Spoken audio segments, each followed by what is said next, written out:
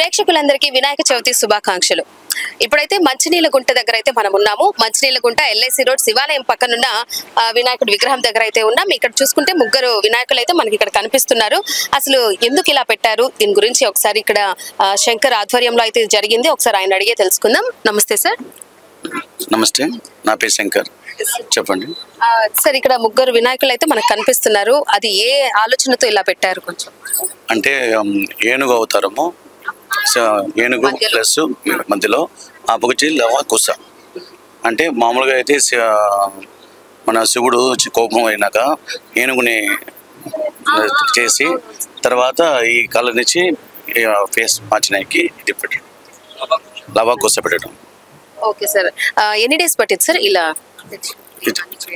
చేయడానికి? ఒక 30 days పట్టింది.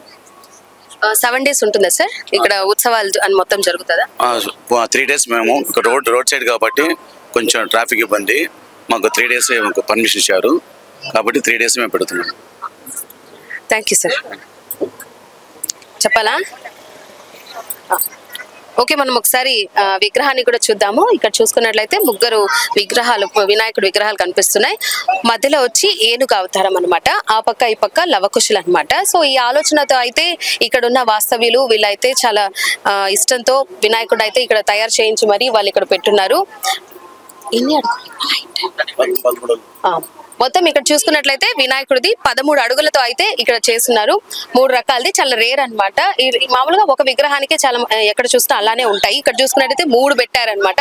మనకు ఆ ఆలోచనతో కూడా లవకుశాలు పెట్టాలి అనే ఆలోచన వాళ్ళకి రావడం, వాళ్ళు ఇలాగా తయారు చేయించి ఇక్కడ పెట్టడం, ఇక్కడ ఉన్న వాస్తవులు అయితే వాళ్ళ కోసం, భక్తుల కోసం అయితే కూడా ఇక్కడ పెట్టున్నారు. శివాలయం పక్కనే ఉండడం, ఇంకా రోడ్డు మీద. సో అందరూ ఒకసారి అయితే విజిట్ చేసి స్వామి కోరికలు తీర్చమని స్వామిని అడిగితే ఖచ్చితంగా తీరుస్తారు.